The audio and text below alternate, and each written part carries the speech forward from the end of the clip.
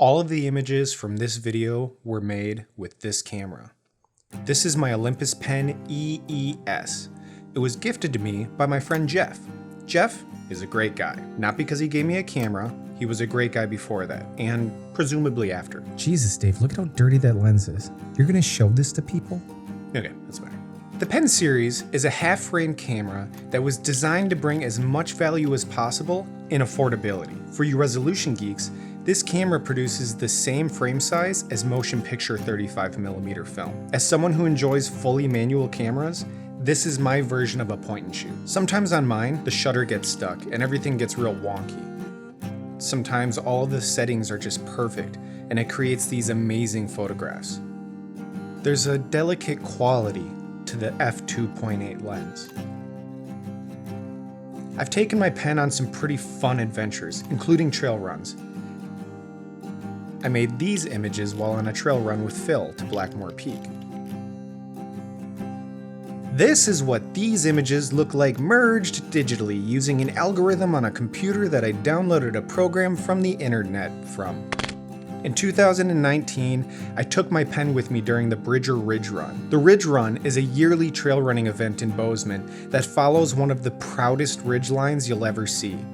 It's a 19-mile route that has 6,800 feet of elevation gain and a grueling 9,500 feet of elevation loss. In my years as a trail runner, I found myself on long runs where I start questioning why I'm running at all, ever. I've never questioned that here in this mountain range. The race starts at Ferry Lake and moves 2¼ miles up 1,800 feet to Sacagawea Peak. From there, you follow the ridgeline for a bit before dropping down into the foothills. You have to take the foothills to avoid Ross Peak. Ross Peak is a bit too gnarly for an event of this type. My buddy Phil and I went up to Ross Peak once. The exposure is amazing. Getting down was dicey.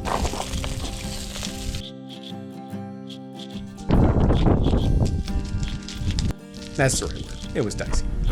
The climb after Ross Pass is tough and will sap you of your motivation to continue to put your left foot in front of your right foot, but you persist all the same. Once you get up that, the whole view of the Gallatin Valley completely opens up. It's incredible, and a fitting ending to a really tough climb. Last year was a pretty bad fire season. I felt fortunate to be running in such clear skies. The scattered clouds helped show the depth and perspective of the mountain range.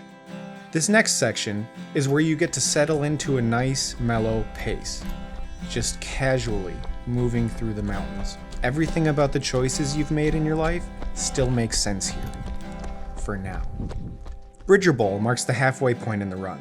So many people hike up to support the runners that you can hear them cheering from a couple miles away. It's awesome. It's a huge energy boost, and I appreciate everyone.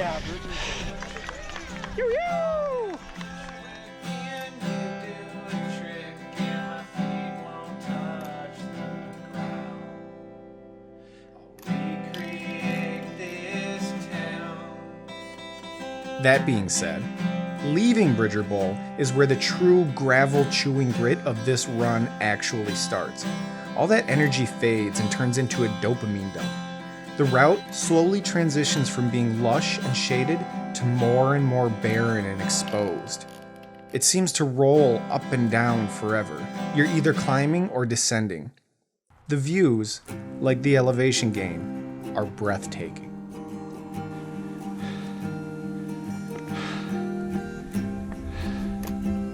The next marker is Saddle Peak. There's almost never anyone here cheering people on, so you end up just kind of moving past it with no quintessential trigger letting you know you've done anything good or that you've accomplished anything. Saddle Peak is pretty much the middle child of the Bridger Ridge Run. From Saddle Peak to Baldy is just a grind, and there's no place I'd rather be.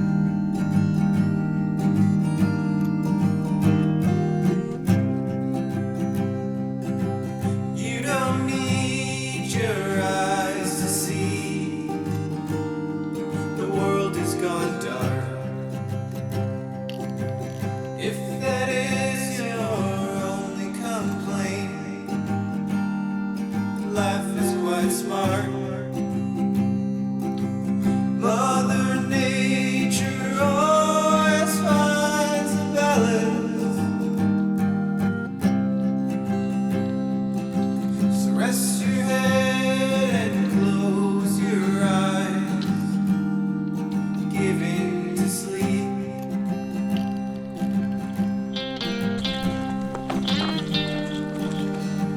Eventually, you make it to Baldy. This place? Whoa. This place is a party.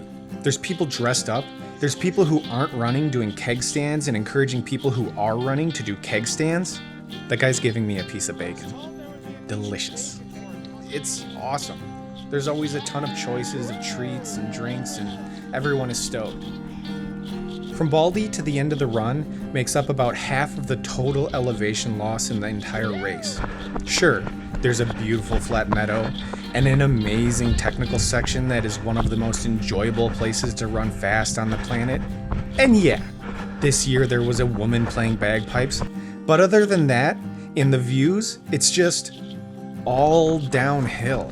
So as a runner, you enter the pain cave and settle in. You daydream about the sort of decorations and amenities your cave could use to make it more accommodating during your visits. Candy helps.